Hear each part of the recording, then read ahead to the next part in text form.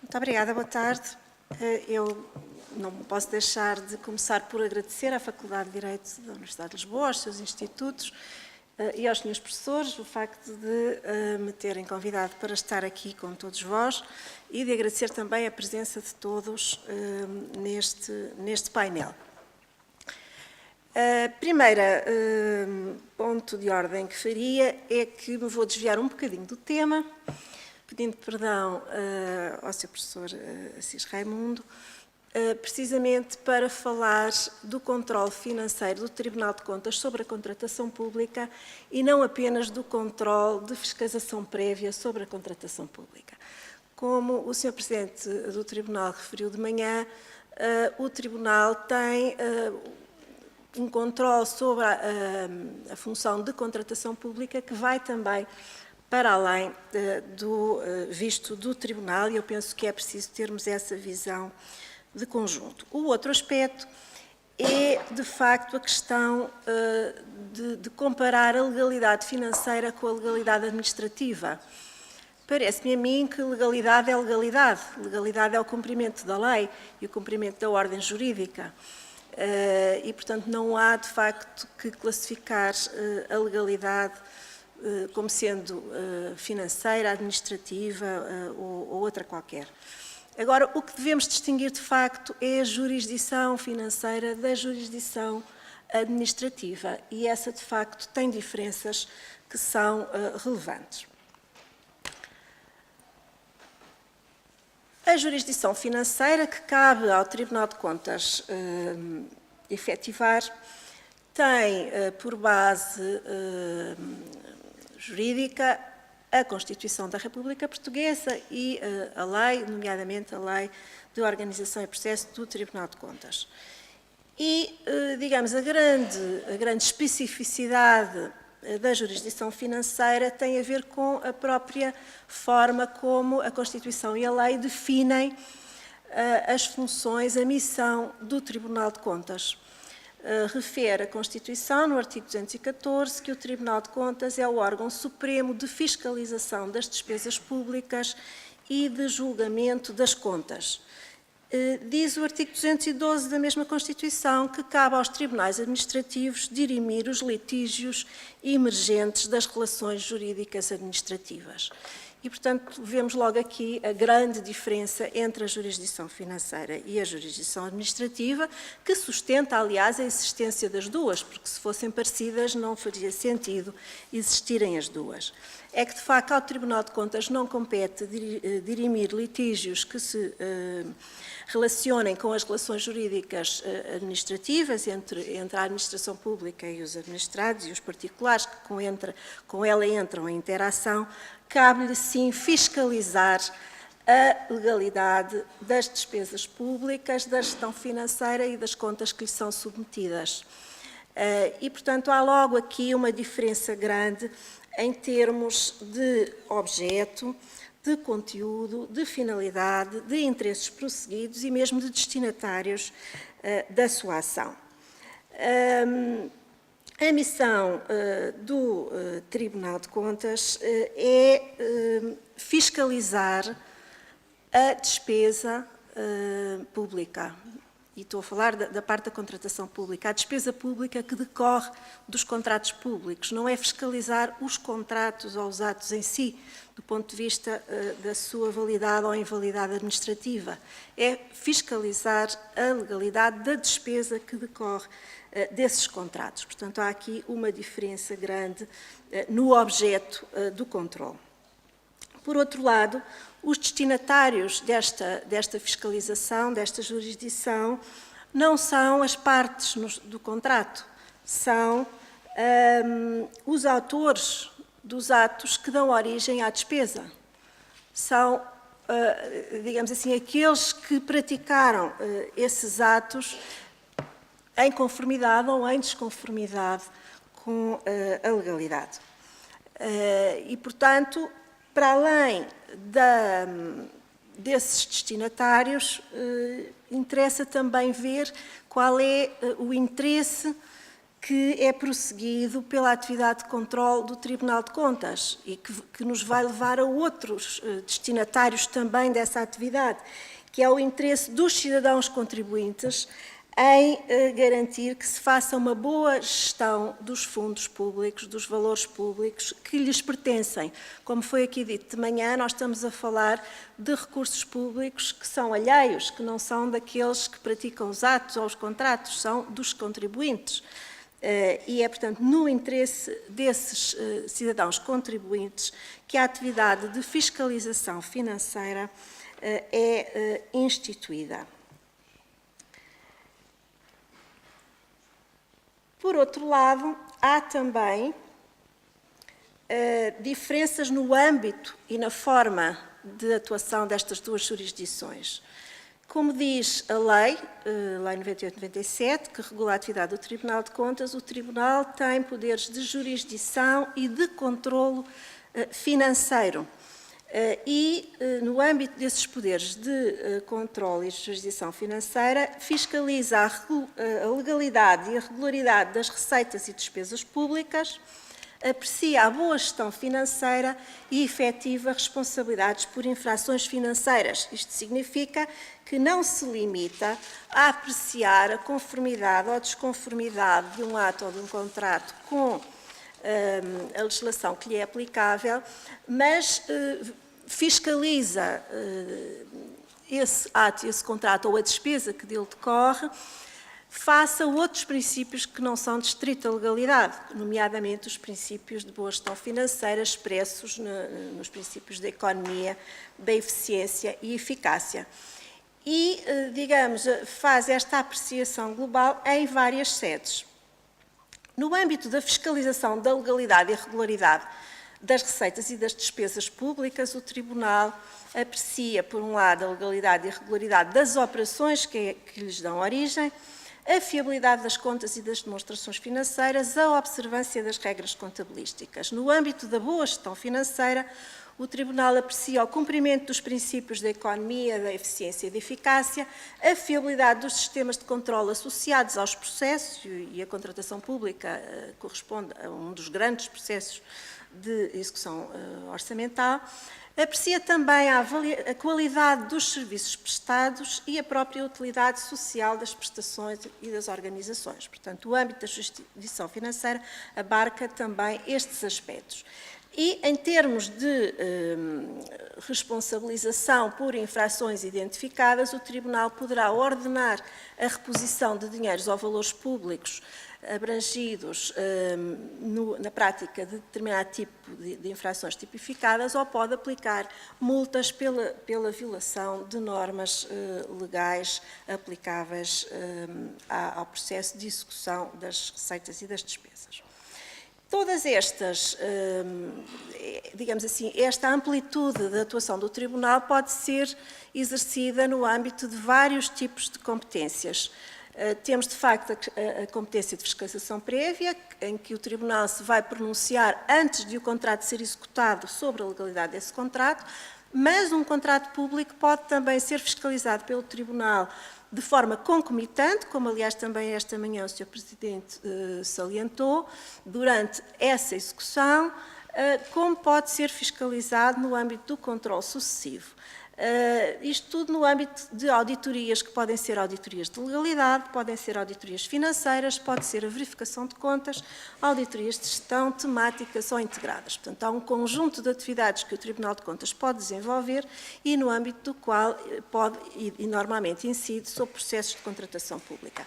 Para além disso, temos também depois o julgamento de responsabilidades por infrações financeiras, identificados no âmbito destas três competências, que terá lugar no âmbito de uma secção jurisdicional para aplicação de sanções aos responsáveis. Tudo isto se traduz em vários tipos de decisões que o Tribunal emite no âmbito da contratação pública, que são decisões de concessão ou de recusa de visto no âmbito da fiscalização prévia, que podem incluir também recomendações, que são decisões ou formulação de recomendações para melhorar a gestão, para que as entidades públicas se conformem com a legalidade ou até para que o legislador tome medidas legislativas adequadas a melhorar a gestão dos contratos públicos, como já tem acontecido em alguns relatórios do Tribunal, e traduz-se também em sentenças ou acórdãos de condenação ou absolvição na reposição de verbas ou aplicação de multas aos responsáveis por infrações financeiras. Portanto, os objetivos da jurisdição financeira são muito mais vastos do que os objetivos da jurisdição administrativa.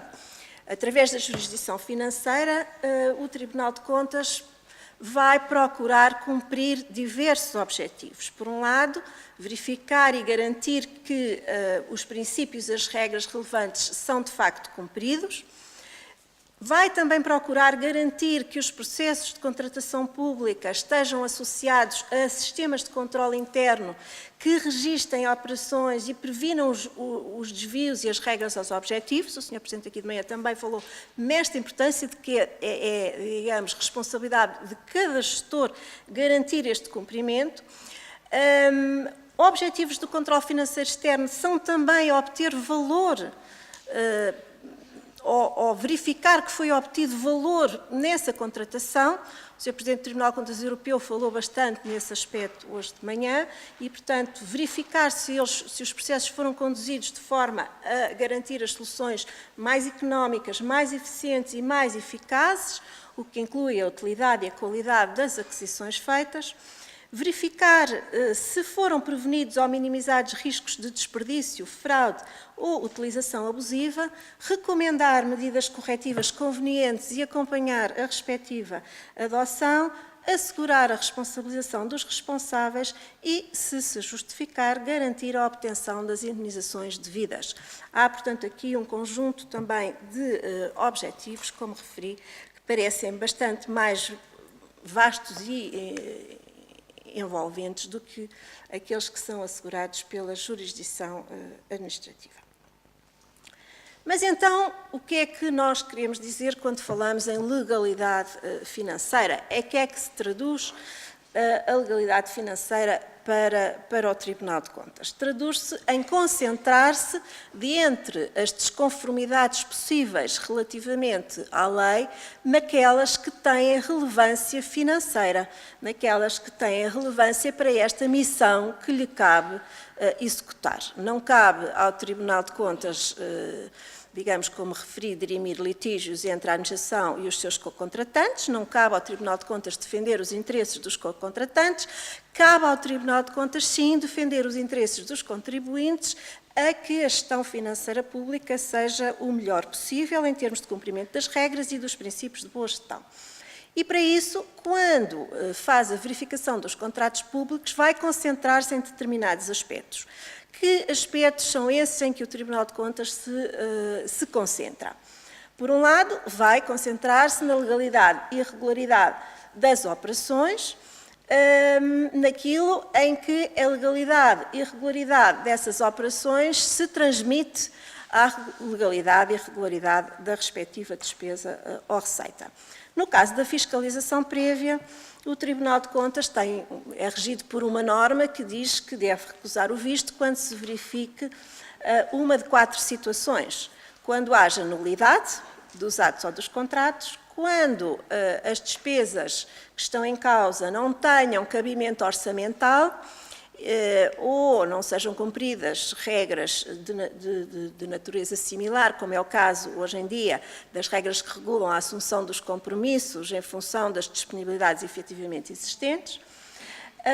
Vai cuidar de saber se existem regras ou normas financeiras que tenham sido violadas e deverá ainda apreciar se verificaram ilegalidades que se possam ter traduzido em suscetibilidade de alteração do resultado financeiro da contratação pública. No âmbito da definição daquilo que são, de facto, as situações que caem numa destas categorias, não deve deixar de ter-se em atenção também aquilo que são as regras que a própria lei do Tribunal de Contas qualifica como infrações financeiras. Essas serão sempre também violação de regras financeiras. e dando, nomeadamente, origem ao sancionamento. E que situações são essas? São os alcances, as situações em que os dinheiros não se sabe para onde foram, os desvios de dinheiros a valores públicos, os pagamentos indevidos, ou seja, pagamentos ilegais que tenham causado dano ou não tenham sido acompanhados de contraprestação adequada, a violação de normas financeiras no domínio da contratação pública que possam, eventualmente, até no âmbito, nomeadamente, da jurisdição administrativa, gerar obrigações de indemnizar, mas que, em sede de jurisdição financeira, são sancionáveis também, ilegalidades na não cobrança de receitas, violação de normas sobre a execução dos orçamentos, violação de normas sobre a assunção, autorização ao pagamento de despesas públicas ou compromissos, violação de normas relativas à gestão e controle orçamental de tesouraria e de património, adiantamentos não previstos na lei, utilização de empréstimos ou valores públicos em finalidade diversa da legalmente prevista, ultrapassagem de limites de endividamento e execução de contratos não visados. Portanto, um conjunto de situações que vai também muito para além do próprio Código dos Contratos Públicos e que constam da legislação financeira pública. A legislação financeira pública tem alguns diplomas de referência, nomeadamente a Lei de Enquadramento Orçamental e a Lei das Finanças Locais, que contêm princípios que também devem ser parte dessa verificação da legalidade financeira, nomeadamente os princípios orçamentais da estabilidade, da sustentabilidade das finanças públicas, da equidade intergeracional, da anualidade, da não consignação, da especificação e da própria economia, eficiência e eficácia. Portanto, a verificação da legalidade dos contratos públicos também passa pela verificação do cumprimento destes princípios, como passa pela verificação do cumprimento de regras orçamentais, entre as quais as que se referem aos limites de endividamento, às regras sobre o processo orçamental e ao próprio regime de execução orçamental.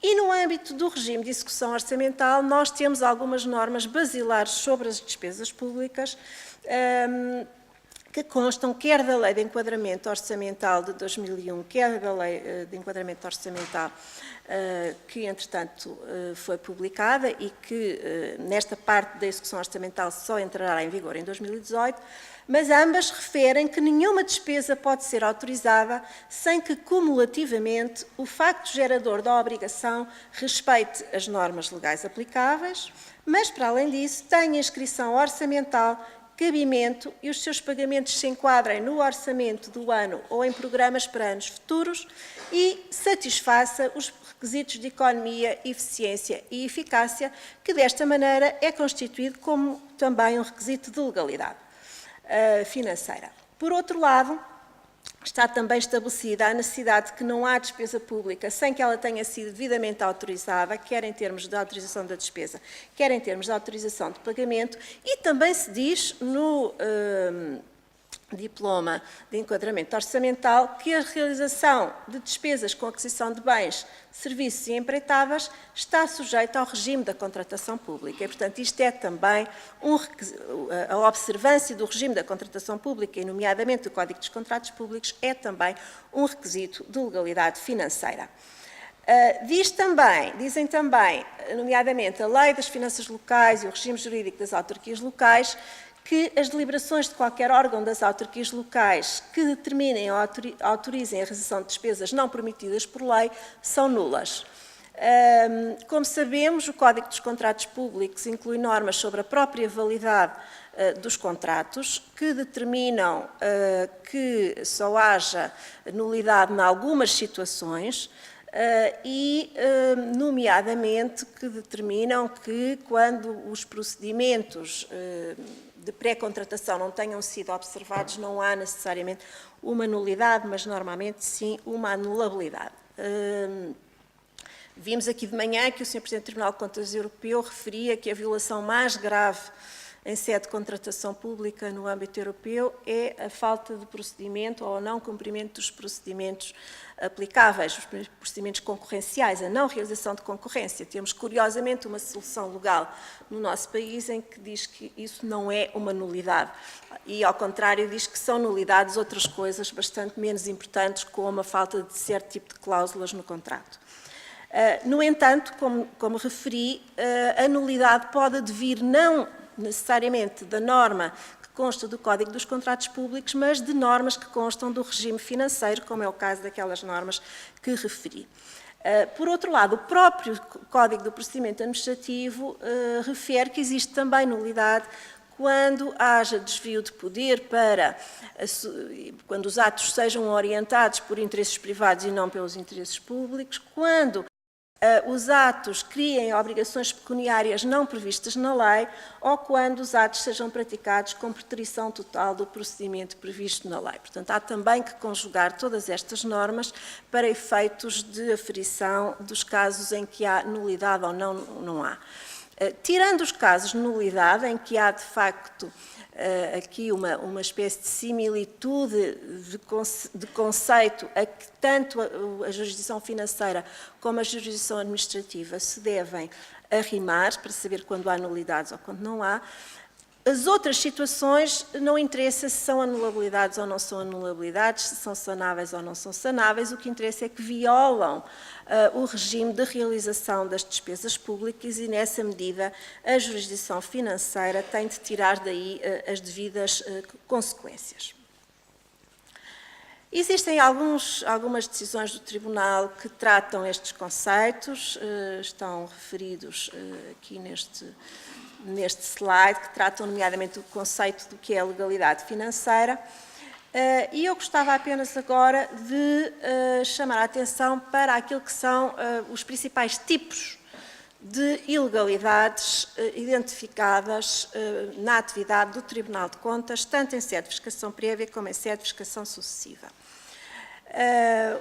Uma primeira observação para dizer que em sede de contratação pública e em 2016 as ilegalidades identificadas corresponderam em cerca de 62% dos casos a questões relativas aos procedimentos de contratação pública, em termos de escolha dos procedimentos, em termos de regras fixadas nesses próprios procedimentos e da legalidade das regras, nomeadamente dos programas, dos cadernos de encargos e dos programas do procedimento, em termos de lançamento dos procedimentos e de tramitação desses procedimentos. Este é o grosso das ilegalidades identificadas. E dentro deste grupo dos 62%, a maioria corresponde à ilegalidade das próprias regras concursais. 8% das ilegalidades identificadas respeitaram as deficiências nos contratos, 25% a questões relacionadas com a submissão a visto e 5% a questões orçamentais e de compromissos. Portanto, o incumprimento, designadamente, do Código dos Contratos Públicos tem aqui um peso importante, sobretudo em termos de fixação das regras concursais. Que tipos de deficiências evidenciamos? Eu vou passar aqui rapidamente. Mas temos muitas deficiências relacionadas com os próprios projetos e com o conteúdo dos projetos. Temos deficiências relacionadas com a organização e controle e, digamos assim, com a existência até também de instrumentos contratuais paralelos que interferem com o instrumento contratual principal. Temos questões de afastamento do regime aplicável por caracterização indevida dos contratos, nomeadamente quando estamos perante contratos mistos. Temos a questão da utilização indevida ou injustificada de formas não concorrenciais de adjudicação, embora aqui, e estas normalmente prendem-se com a aplicação das exceções previstas no Código para a não utilização desses procedimentos concorrenciais, com a caracterização das situações de urgência,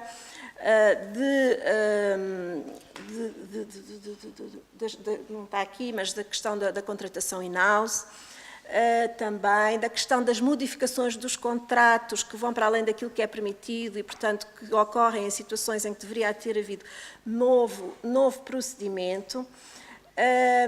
E temos questões relacionadas com as regras concursais que têm a ver com a introdução de regras discriminatórias, de exigências excessivas relativamente àquilo que seria legalmente permitido e até razoável, e isso depois também se traduz em termos de tramitação dos procedimentos, ultimamente com um grande volume de exclusões, com base em regras estritamente formais e que afastam propostas que poderiam ser muito interessantes por um excesso de formalismo na tramitação dos procedimentos. Há um aspecto que também, ultimamente, tem tido muita importância, que é a questão da formulação e da aplicação dos critérios de adjudicação dos respectivos fatores e modelos de avaliação. O que estamos a assistir nos últimos tempos é concursos públicos que às vezes têm 20 concorrentes e que, por virtude da forma como os modelos de avaliação são definidos, de forma, como também aqui já foi dito de manhã, excessivamente transparente, na minha opinião, se diz exatamente aos concorrentes o que é que se pretende e, portanto, em 20 candidaturas nós temos 20 propostas de preço rigorosamente igual e depois com critérios de desempate que são a proposta que entrou mais cedo. Portanto, neste momento eu diria que nós, na maioria dos concursos públicos lançados no país, estamos a adjudicar às propostas que entraram mais cedo e não às melhores propostas, porque não criamos condições de concorrência para que as propostas fossem diferentes umas das outras. Temos problemas de alteração das regras durante o processo e depois temos alguns problemas relacionados com a questão do financiamento e da lei dos compromissos. E eu gostava apenas de acrescentar depois as ilegalidades relacionadas com a fase de execução dos contratos, que tem a ver com a insuficiência de fiscalização, com deficiências de acompanhamento, com pagamento e, portanto, não verificação de que os trabalhos estão feitos quando se fazem os pagamentos e mesmo desconformidades entre o que é contratado e o que é executado, nomeadamente quanto à qualidade dos materiais e, inclusivamente, quanto à existência de mais do que um contrato para fazer a mesma coisa. Temos depois todas as questões relacionadas com as modificações contratuais, que têm também bastante relevância.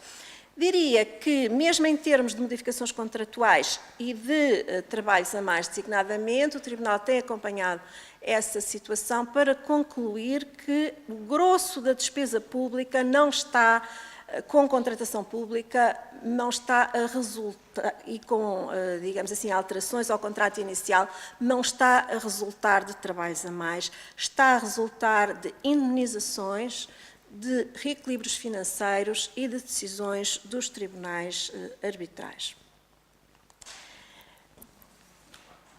E penso que disse o essencial. Obrigada. Muitíssimo obrigado, Sra. Conselheira.